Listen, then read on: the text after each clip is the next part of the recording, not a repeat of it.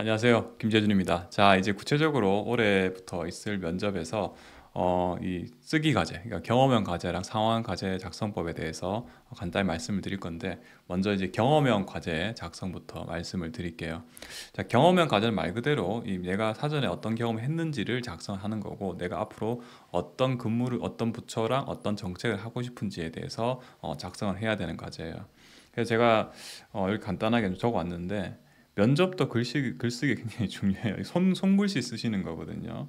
그래서 뭐 9급뿐만 아니라 뭐 7급, 5급 공채 시험에서도 과거부터 이렇게 손으로 작성하셔야 되는 과제가 다 주어지고 있고요. 그리고 입직하셔서 끝이 아니에요. 나중에 이제 또 승진할 때 교육받고 하실 때 이 역량 면접이라고 하죠. 지금 여러분도 역량 면접 보시는 건데 역량 평가를 또 받게 돼 있어요. 역량 교육도 있고요. 그래서 이런 과제를 짧은 시간 내에 과제를 잘 작성하는 거예요. 이게 딱 이 어느 정도 객관적인 평가 가능하겠죠. 그냥 단순하게 질응답 했을 때는 뭐 평가하기 어렵지만 작성 능력이 더 평가되기 때문에 이렇게 면접도 글쓰기가 굉장히 중요하다는 거예요. 그리고 시간 제한이 있는 과제예요. 굉장히 시간이 타이트해요. 특히 여러분들 필기시험 다 합격하셨지만 필기시험에서도 우리가 시간 관리 잘 하셔야 되잖아요. 근데 이제 작성하시는 이 경험 상황형 과제가 두 개의 질문을 20분 안에 작성을 해야 되거든요. 작성 전략하고 작성 이 컨텐츠하고 이런 걸 잘 고려를 해서 연습이 좀 잘 돼 있어야 돼요. 이제 앞서도 제가 말씀드렸는데 제한 시간이 20분 제한이기 때문에 특히 이제 경험형 과제랑 상황형 과제 중에서 경험한 과제를 좀 빨리 작성하셔야 돼요. 왜냐하면 얘는 미리 우리가 준비를 다 할 수가 있어요. 질문도 정해져 있기 때문에 내가 미리 이 면접을 준비하시면서 다 정해놓고 그냥 현장 가서는 그대로 외운 거 딱 다 정제돼 있겠죠. 그냥 그래 작성 바로 하시면 되는 거예요. 그런 다음에 최대한 이 경험형 과제에 또 시간 할애를 좀 하셔야 돼요. 왜냐? 경험형 과제는 미리 작성할 수 있고 상황형 과제는 이제 그때 상황에 따라서 이제 문제가 달라지기 때문에 좀 검토를 해서 현장에서 검토를 해서 작성하셔야 되기 때문에 그런 거예요. 경험형 과제 질문이 사실은 2020년 이전에 조금 다양하게 나왔어요. 그래서 뭐 내가 남을 위해서 희생했던 경험 있냐? 그 다음에 어려웠던 일 있냐? 혹은 그 어려웠던 일을 극복을 했냐? 그리고 내가 조직 팀 내에서 갈등을 조정했던 경험이 있냐? 예를 들어서 뭐 내가 뭐 스터디 모임 갔는데 거기 다투더라. 그때 이제 조정해본 어, 이 경험했냐? 그리고 마지막으로 내가 새로운 아이디어를 잘 내서 내가 성공했던 경험이 있냐? 근데 사실 새로운 아이디어 이런 건 사실 뭐 수험생 입장에 굉장히 곤란하잖아요. 그래서 2020년부터는 좀 확실하게 딱 정해져 있어요. 그러니까 직렬 관계없이 아까도 제가 공고글에서도 말씀을 드렸는데 직렬과 관계없이 동일한 지무예요. 동일한. 그래서 임용 이후 근무하고 싶은 부처 정책에 대해서 쓰고 그 다음에 이를 위해서 내가 어떠한 노력했는지 뭐 전문 도서도 되고요. 각종 활동 그리고 직렬은 관계없이 다 똑같은 질문이 된다. 그러니까 여러분들은 면접을 준비하시면서 애부터 먼저 완성을 시켜두시면 굉장히 부담이 덜하겠죠. 자, 용지 보셔야 돼요. 일단은 A4 크기고요. 20분이네요. 그리고 종이가 그냥 일반적인 종이가 아니에요.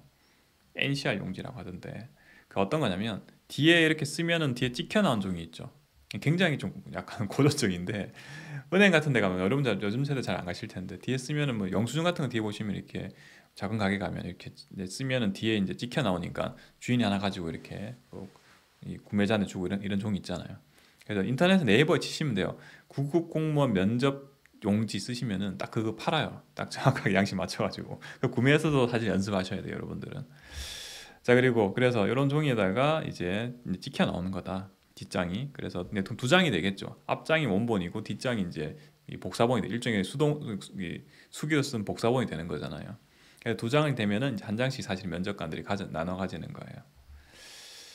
자, 그리고 면접 작성 용지가 그냥 공식적으로 인사혁신처에서 딱 공고하진 않아요. 그러다 보니까 이 이제 유출을 통해서 이제 이 학원가에서 좀 알아왔겠죠. 근데 제가 여기 적어왔는데 이렇게 돼 있어요. 형태 보시면 돼요. 응시자 자기기술서 작성 용실에 돼 있어요. 그래서 이만큼 하나 쓰고 여기 경험형 쓰고 여기다가 상황형 쓰고 보면 어때요? 분량이 꽤 되지 않아요? 꽤 많이 써야 돼요. 그러니까 20분 만에 쓰려면은 글씨도 좀 잘 쓰셔야 되잖아요. 최대한 좀 정성스럽게 써야 될 거 아니에요?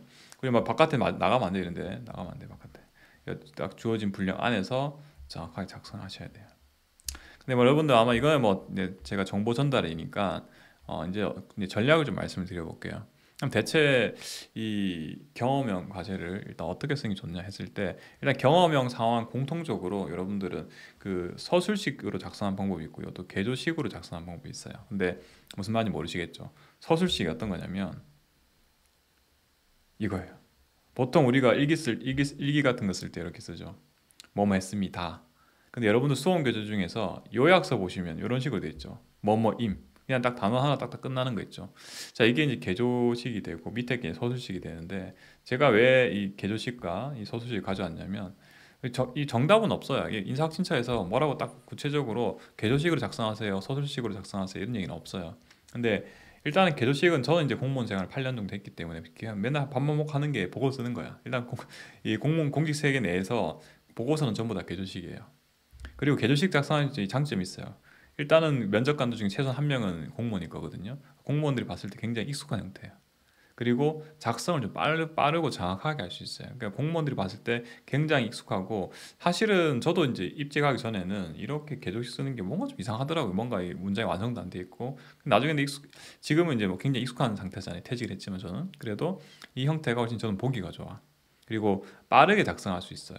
예를 들어서 노인복지회관 봉사활동 경험인데 참여 배경, 역할, 느낀 점 이렇게 딱 하면은 머리 가슴 배, 우리 건축물 할 때 머리 가슴 배 하잖아요. 마치 딱 그런 것처럼 왜 참여했고 얘가 어떤 역할을 했고 느낀 점이 무엇이다. 딱딱딱 하나씩 쓰는 거죠. 느낀 점도 세 가지로 나눠서 이렇게 쓰시면 굉장히 빨리 쓸 수 있어요. 빨리 쓸 수 있죠. 근데 이제 그냥 서술식으로 작성하시면은 많죠. 양도 많고요. 사실은 면접관들이 이게 읽어볼 만한 이 뭐랄까요, 시간이 여유가 없어요. 저도 면접관 들어가 봤을 때 그냥 굉장히 바빠. 빨리 앞 사람 들어오자마자 이 친구 오음 발표 시작하고 있고 나는 그거 빨리 읽어봐야 되는 거예요. 오음 발표한 동안도 질의응답해야 되고 이 경험 사용 과제 보고 질의응답해야 되니까 언론은 눈에 안 들어온단 말이에요. 사실은 이 서술식 작성 방법은 눈에 잘 안 들어오는 단점도 있어요. 어디까지는 물론 이제 공무원들 시각이 하겠지만, 자, 어쨌든 저는 개조식을 권해드리고 정답이 있는 건 아니다. 자, 그러면 이제 실제로 경험형 작성 과제 방법을 써볼게요. 일단 첫 번째 우리가 요구하는 게 이거 있잖아요. 근무하고 싶은 부처와 담당한 직무를 작성해보라 했죠. 근데 여러분도 지금 공부만 하시다가 근무하고 싶은 이 부처가 정해진 직렬은 상관없죠. 예를 들어서 뭐 우정직이야. 그럼 우정사업본부 가실 테니까 크게 관계가 없어. 대충 그냥 대략적으로 무슨 부서에 근무하고 싶다 정도만 아시면 되잖아요. 그리고 정책도 관련 정책이 어느 정도 한정일 테니까 큰 고민이 없는데, 그냥 일반 행정 제일 골치 아프죠. 이게 뭐 쓰지 막 고민하실 텐데, 제가 이런 고민도 좀 덜 하고 제가 작년부터 이런 얘기하고 있어요. 자, 그냥 고민하지 마시고 고용노동부, 중소벤처기업부, 보건복지부 이 중에 고르시면 제일 쉬워요. 왜냐? 여기는 이 여러분들이 평소에 많이 보셨던 정책이 많거든요. 그러니까 일반 시민들이 느끼기에 좀 체감되는 정책이 많기 때문에 작성하시기 쉬워요. 여러분들도 뭐 공무원 공직에서 업무 해보신 게 아니잖아요. 그렇기 때문에 이런 이 정부에서 시민들이 이해하기 쉬운 직관적인 정책이 많은 부처 위주로 쓰시면 굉장히 쉬워요. 그래서 저는 예시로 이제 중소벤처기업부를 가져왔는데, 자, 그래서 적었고요. 그리고 담당하고 싶은 직무도 어떤 일인지도 기술해야겠죠. 근데 그럼 내가 알겠어. 중소벤처기업부 이제 내가 근무하고 싶어. 뭐 예를 들어서 뭐 중소기업에 대한 지원이 필요하니까. 근데 담당하는 직무를 쓰어야 되는데 어떤 일 하는지도 고민스럽잖아요. 자, 그때는 힌트가 있어, 힌트가. 왜냐면은 중소벤처기업부에서도 자신들이 좀 주력으로 삼는 정책들이 있단 말이에요. 그 어디 있냐면 업무 계획보도 되고요. 그다음에 그 관련 유튜브 채널 같은 데 들어가 보셔도 돼요. 요즘은 각 기관마다 유튜브 채널을 다 만들어 놨거든요. 그 유튜브 채널 들어가 보시면은 딱 이제 최근에 중소벤처기업부에서 이런 정책을 홍보하고 싶어 하는 거구나. 그러면 저는 이제 그 영상을, 여러분들이 그 영상을 보시고 요약해서 작성하시면 되는 거죠. 간단하죠.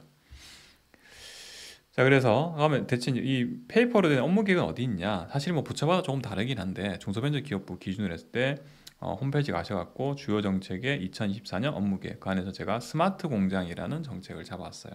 물론 이제 다른 거 하셔도 돼요. 그 안에 보시고 좀 여러분들이 좀 봤을 때 얼른 이해가 쉬운 정책 위주로 자 보셔가지고 이렇게 홈페이지 보시면 업무 계획이 들어있죠. 이거 이제 파일 열어 보시면은 여러분들이 이 중소벤처기업부에서 한 정책에 대해서 전반적으로 딱 소개를 해놨어요. 그 중에서 고르시면 되겠죠. 그래서 또 이제 보니까 또 이 보도 자료라는 게 있어요. 보도 자료. 보도 자료 어떤 거냐면 이 보도 자료는 그 이 언론에서 말하는 그 기사 같은 게 아니라 이 각 정부에서 우리나라 정부에서 배포하는 자료예요. 그러니까 정책을 알리고 싶어 하는 거죠. 알리고 싶어 하는 거. 그래서 이 보도 자료 보더라도 이 예를 들어 내가 스마트 공장 관련해서 좀 이렇게 정책을 궁금하다. 이 업무 보고 자료만 봐서는 잘 모르겠다 하실 때 업무 계획만 봤을 때 잘 모르겠다 하시면은 이 중소벤처기업 홈페이지에 알림 소식에 보도 자료 그다음에 거기서 이제 스마트 공장 검색하시면 분명히 앞서 이제 업무 계획에서 스마트 공장을 이제 주요 정책으로 넣어놨기 때문에 관련 보도 자료 많이 냈을 거예요. 여러 읽어보면 되는 거죠. 그리고 네이버 같은 데다가 검색해 보시면 되고 그리고 역시나 이 공식 유튜브 채널 보시면 이 중소벤처기업부에서 홍보 관련 정책들 근데 뭐 정책과 직관적으로 관련된 없는 것도 관련성이 없는 것도 있는데 뭐 정책 관련된 것도 있으니까 영상 보시면 좀 참고하시면 될 것 같아요. 뭐 예를 들어서 내가 중소벤처기업 유튜브 보니까 이런 정책 많이 홍보하고 있더라. 그래 중요하다 생각했다. 라고 하면 분명히 면접관들이 그래서 그 안에는 그 후속 질문들이 나오겠죠. 이 보신 거에 대해서. 자, 그러면 이제 여러분들이 근무하고 싶은 부처도 정했고요. 정책까지 간단하게 기술했단 말이에요. 그러면 이제 이때까지 어떤 노력을 했냐? 골치 아프죠. 내가 별로 한 게 없잖아요. 그냥 수험생들이 사실은 뭐 굉장히 스페셜한 거를 이렇게 작성하시려고 하는데 사실 결국 쓰는 게 다 비슷하거든요. 그러다 보니까 그 너무 그 부담스러워 안 하셔도 돼요. 다 비슷비슷해요. 그리고 이게 뭐 사전적이 이미 다 내 경험은 이미 다 끝난 거잖아요. 뭐 어떻게 면접 준비하다가 새로 만들 수는 없을 테니까 이걸 면접관들 그렇게 중요하게 생각 안 해요. 뭐 굉장히 대단한 뭐 경험을 중요하게 생각 안 하기 때문에 그냥 소소한 거 잘 쓰시면 돼요. 자, 그래서 면접일까지 뭐 봉사활동, 내가 봉사활동 좀 쓰고 싶어. 근데 안 다녀본 적이 없어. 봉사활동 하러 다녀오셔도 되고, 아니면은 직무와 관련된 전문도서 읽어보시는 건 괜찮고요. 아니면 좀 더 그것도 귀찮다. 그러면은 앞서 말씀드렸던 기관 홈페이지 업무 관련 자료나 보도 자료, 아니면 기관 유튜브, 아니면 뭐 네이버 같은 데 검색하시면은 그 관련 정책된 기사들이 좀 일부 나오거든요. 그거 보시면서 공부하시면 돼요. 자, 작성 전략이에요. 근데 작성 전략은 중요해요. 전략은. 근데 왜냐면 처음에 쓰시면 다 똑같이 써요. 제가 봤을 때는 작년 재작년에 이 경험을 가해서 오라면 처음에 쓰면은 분명히 다 그냥 수평적으로 쭉 나열만 해요. 예를 들어서 뭐 뒤에도 말씀드리겠지만 뭐 아르바이트 뭐 3년 정도 했다. 태권도 단증이 있고 뭐 정보 처리 기사 자격증이 있고 그다음에 뭐 토익 몇 점이고 뭐 이런 것들 있잖아요. 그러니까 이걸 그냥 수평적으로 쭉 나열해요. 이 노력들. 노력한 건 알겠는데 이 우선순위도 없고요. 구체적으로 작성하진 않아요. 근데 제가 뒤에 이제 오늘은 구체적으로 이제 수험생들이 일반적으로 쓰는 형태 그리고 제가 어떻게 첨삭해서 드렸는지까지 다 보여드릴 거예요. 자, 작성 전에 보시면 이거예요. 경험과 노력을 단순하게 나열하지 마시고요. 중요하게 생각하는 건 어때요? 그러니까 내가 여러 가지 경험 한 5가지 있어. 다섯 가 여섯 개 다 쓰시는 게 아니라 다 안 써도 돼요. 별 관계 없는 거 쓰시면 안 되고요. 그 다음에 내가 좀 강조하고 싶은 거 있잖아요. 그거를 제일 우선순위 쓰면 돼요. 그러니까 먼저 5가지를 순서를 정할 때 가장 먼저 제시할 게 여러분들이 가장 중요하게 내가 생각하기에는 이런 경험이 제일 중요하다 생각하신 거를 가장 앞에 쓰시면 되고요. 그리고 그를 그냥 단어만 쓰는 게 아니라 구체적으로 좀 작성하면 좋아요. 특히나 작성한 방향이 왜 중요한지에 대해서 내가 공무원을 되기 위해서 이런 일을 했다, 이런 일은 경험했다가 핵심이잖아요. 그러니까 내가 하고 싶은 직무랑 조금 연계해서 작성하시면 좋겠죠, 전략적으로. 그러니까 면접관 입장에 생각해 보시면 당연한 거예요. 그러니까 이 면접자가 왔는데 이 친구가 이 노력했다는 게 관계가 없는 거야, 전혀 관계가 없는 거야. 자, 이런 것들이면 아무리 뭐 구체적 쓴데도 의미가 없죠. 어느 정도 공무원이 되실 분들이니까 약간은 그 관련돼서 쓰시는 게 좋다. 공통적으로 하는 실수가 있어요. 요구사항 자체를 누락하는 거. 아까 분명히 근무하고 싶은 부처하고 그다음에 뭐그 정책하고 그다음에 노력들 딱 구체적으로 어떤 걸 쓰라고 이제 이 내용을 작성하실 내용이 제시가 돼 있잖아요. 뭐 써야 된다고 적혀 있잖아요. 근데 그거 빼먹는 경우가 많아요. 그래서 그냥 분명히 기술화가 돼 있잖아요. 근데 정책이나 직무에 대해서 기술하라고 돼 있는데 기술 안 해서 그냥 나는 이 업무 끝. 왜 하고 싶은지 이 업무가 무엇인지 전혀 안 적혀 있어요. 그다음 앞서 말씀드린 것처럼 단순 나열시 작성이에요. 만기 전역했다. 운전면허 취득했다. 전혀 관계도 없고 별 임팩트도 없어요. 읽어보고 관심도 없어 면접관들이. 자, 이거 굳이 안 쓰셔야 된다. 그래서 제가 아까 말씀드린 것처럼 개인의 경험이나 노력 중에서도 관련성이 높은 거 여러 개 많이 안 쓰셔도 돼요. 그리고 그 중에서 우선순위 필요한 거죠. 가장 내가 중요하게 생각하는 것을 항상 제일 앞에. 보고서 쓸 때 이렇게 다 써요, 공무원들은. 그러니까 제일 중요한 컨텐츠를 가장 먼저 쓰는 거. 어떻게 보면 당연하죠. 좀 구체적 쓰고 공직 지원 동기 등과 연계해서 작성하는 게 좋아요. 내가 이 경험이라는 게 내가 공무원이 되고 싶은 이유가 되면은 좀 더 베스트하겠죠. 자, 그래서 제가 이렇게 그 예시를 하나 가지고 왔어요. 단순하게 이게 나열하는 거 말고 나열하기 이런 거 말고 제가 이제 그 첨삭했던 거 제가 하나만 일단 보여드릴게요. 행정직렬의 우정이에요. 그 근무하고 싶은 부처가 한정이 돼 있죠. 우정사업본부 우편사업과 그리고 담당하실 직무는 기념우표 발행하는 거다. 근데 이거 기술해야 되죠. 이거 뭔지. 그래서 국가적으로 뜻깊은 일을 기념하기 위해서 기념우표를 발행하는 업무다. 그래서 우표에 대해서 국민들의 관심과 우정사업본부의 이미지 개선에 필요한 사업이다. 이게 사업 중요하다 이제 어필하는 거죠. 그 다음에 젊은 세대들의 관심을 끌 수 있거나 뭐 BTS 요즘 뭐 유명하죠. 등 특정 지역을 기념하는 뭐 제주특별자치도 출범했잖아요. 이런 기념우표를 내가 해보고 싶다. 내가 어떤 일까지 하고 싶은지까지 이제 적은 거죠. 구체적으로. 그 다음에 이제 직무 수행을 위한 전문성 함량을 위한 노력과 경험도 있죠. 그래서 처음 보니까 요양병원 봉사활동했다. 그냥 이게 그 처음에 작성하시면 그냥 3년 했다 끝이야. 그런 게 아니라 요양병원 봉사활동이 이제 내가 공직에 되고 싶은 이유랑 좀 관련 있으면 좋겠죠. 구체적으로 작성하라고 말씀드렸죠. 또. 그래서 평소 도움이 필요한 이웃에 대해서 관심이 많았어 내가. 그리고 고등학교 3년 동안 요양병원 봉사활동도 참여했다. 그래서 봉사활동을 하다 보니까 봉사할 수 있는 공직자가 되는 목표가 생겼다. 이렇게 쓰면 좀 더 구체적으로 작성이 되는 거예요. 그다음 아르바이트 그냥 하면 끝이잖아요. 그냥 1년 끝 이렇게 하는 게 아니라요.